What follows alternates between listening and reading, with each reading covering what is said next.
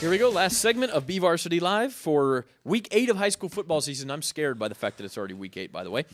We are, three weeks away from Saturday. Will be football seedings in Porterville. Are you ready for this? Woo! That's crazy. Basketball practice is starting 2 weeks. Yeah. Basketball, wrestling, soccer. Yep. Let's do it. Okay, predictions for Week 8. League play around the section continues. Southern section, 8-man. Mojave's not in a league, so I shouldn't have said that. Yeah, freelance. Mojave and Faith Baptist. This is another tough one for Mojave. I said it was tough last week, and they blew past Anemo Robinson. Faith Baptist is even better, I think. They played a better schedule. They're 5-1. But I still have Mojave going to Canoga Park and winning this game.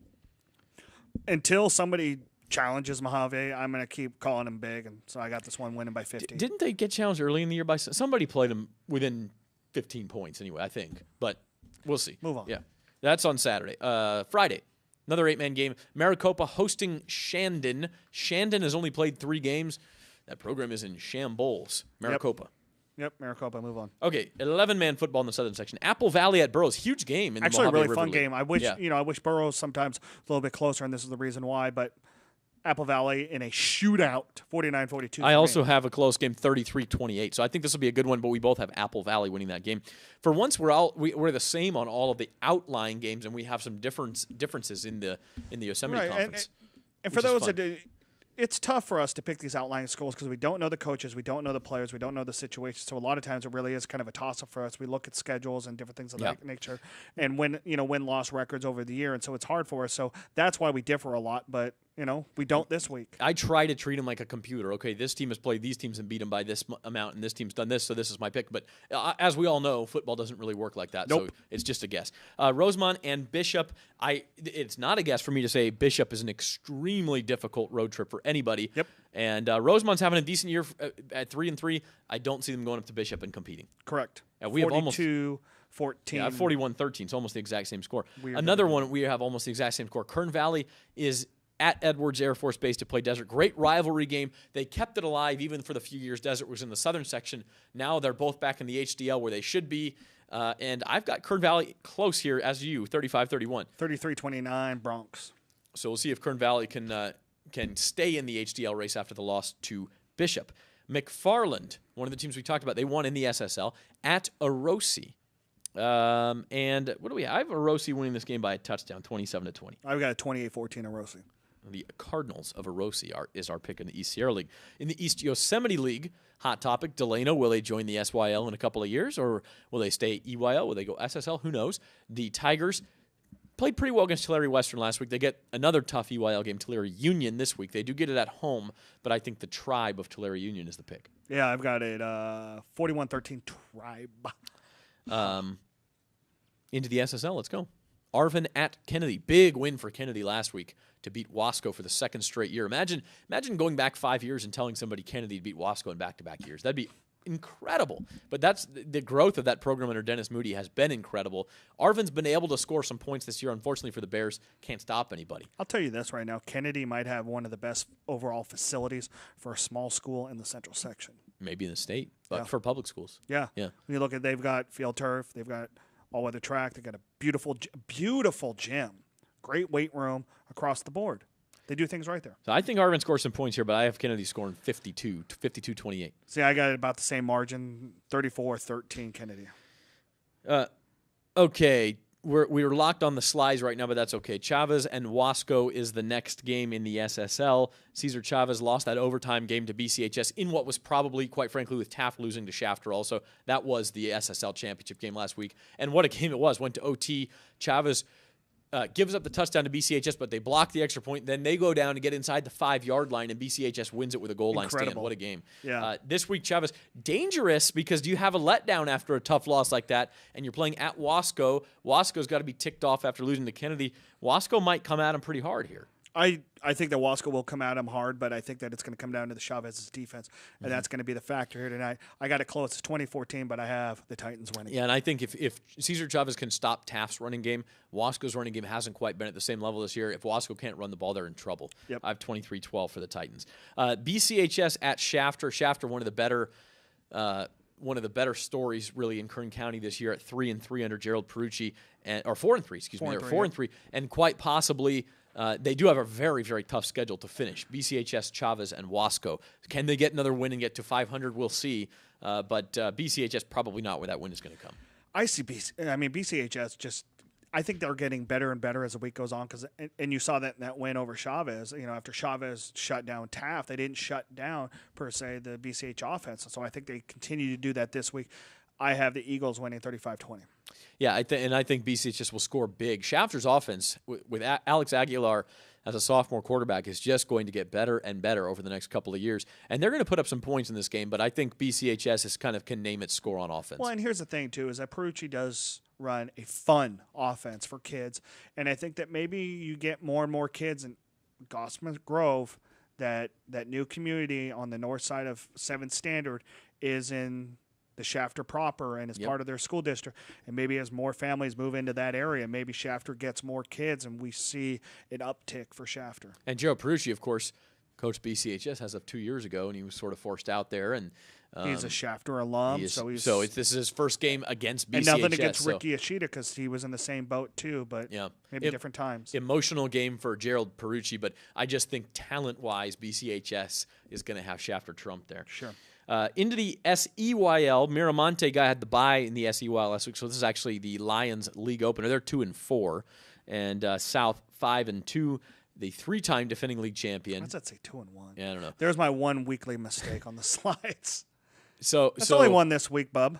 South has won 3 straight league titles. The first one was in the SYL, the last 2 in the SEYL.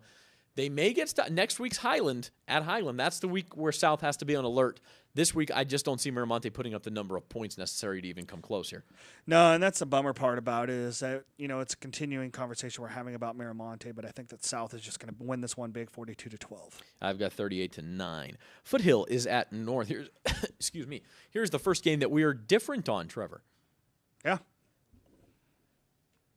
You all right over there, bud? Would you like to talk about that? I apologize. I thought that was the only cough you had. When you look at it, too, you look at both teams 1-6 this year. Both lost their SEYL opener. And Foothill is a team that I think maybe is on the cusp of winning another big game, where North, I think, really is going to be a great team that we're going to talk about in the next 2 to 3 years, maybe even next year, the year after that. We don't know. But I see Foothill a little bit of a more kind of cohesive offense with Hugo Santana quarterback, Jay Sean Ward at running back. Maybe they get these things rolling. I see it as a tight game. I have Foothill winning 20-13. Foothill does have a more cohesive offense. Foothill is also a disaster on defense right now. Everybody puts up big points on Foothill. So that's going to be the question is, can North's offense, which has really struggled, they've turned the ball over 14 times. Yeah. But Foothill's turned it over a bunch too, and North has actually forced some turnovers. To me, that's the difference here. North's going to get a couple of turnovers. They're playing at home, and the Stars should get a league win here. I like North. Okay. 28-17. So that's one difference we have. Into the SYL, where one of our other differences is.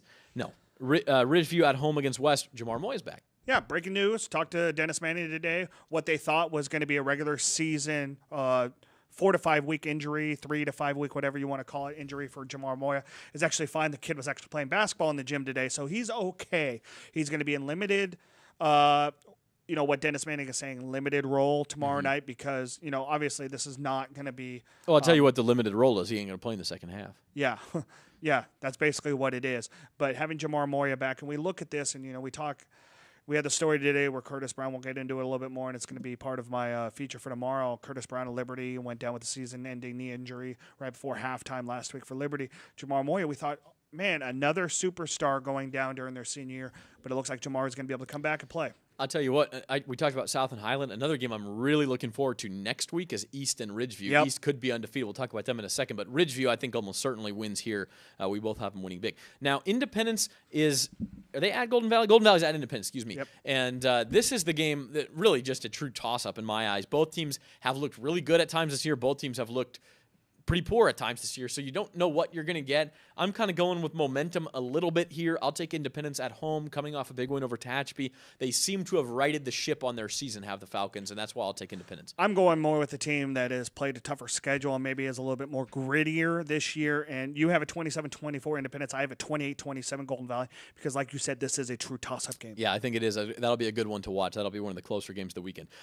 Speaking of the East High Blades, we hear you, Blade Nation. We've gotten several calls and emails saying, what about the Blades? They're 7-0. They're 7-0. Well, we're going to talk about them, and we're going to talk about them more as they get going. One thing about East, they're 7-0. They have played one of the weaker schedules in the Central section. That has to be said, okay? That's part of the story here.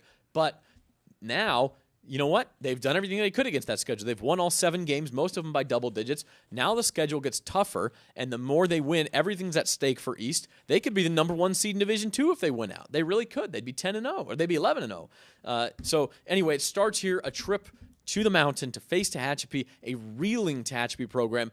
Tehachapi's going to get together at some point and beat somebody. You know they are. Could it be this week? Dude, I don't know. Homecoming for Tehachapi? It could be this week. I'm not going to pick it. Homecoming was last week, bro. Was it? Okay. Yeah. Well, look, here's the point. This is a dangerous game for East, but it's also a huge opportunity for the Blades. Yeah. And that's the thing is that East is having an incredible season. They're 7-0, and like you said, but the schedule isn't there to really, their big tests are going to come now. Yeah. And if they can battle through these tests, man, oh man, what a story. That's the story of the year type of situation. And they finish the year, Tehachapi, Ridgeview at home. Then they're at two more road games, end the year at Independence, at Golden Valley. So it's not going to be easy for East to finish this off, but the story just gets better and better. And we both like East this week to keep it going. Yeah. To get to 8-0. Now, Southwest Yosemite League, Centennial coming off that big-time win on the BVarsity Live game of the week last week at Garces.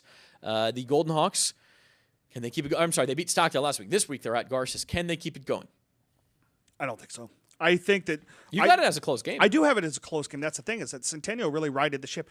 And the biggest thing that I saw was Gabe Cherry truly playing like a Pac-12 D lineman. Oh Friday, man, we've been waiting and waiting for this moment. And maybe that's the breakout, and maybe that, and having Cole Beatty and having the bye week and the big win and the momentum. But I think that Garces, and we saw that in the second half against BHS.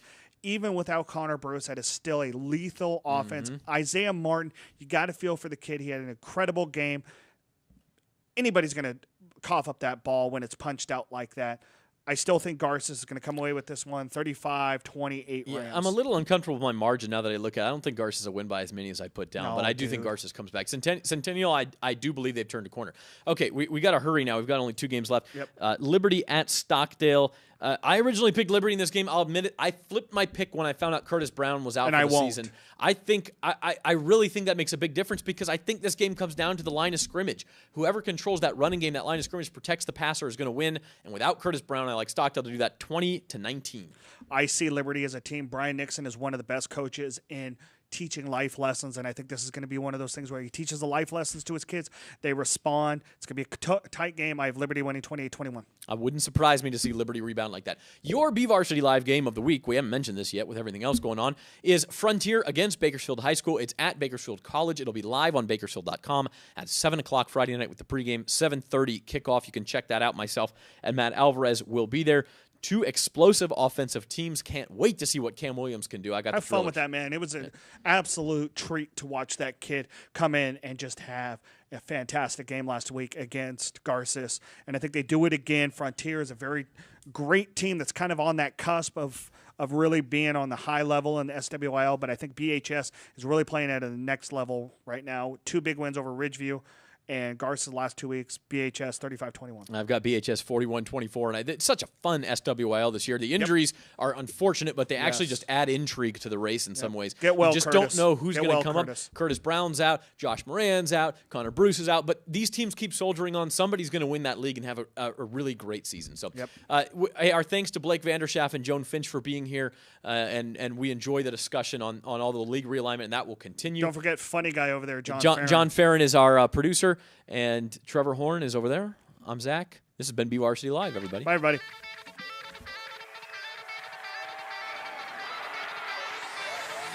Is looking deep down the left side. Mendeville into the end zone. Touchdown!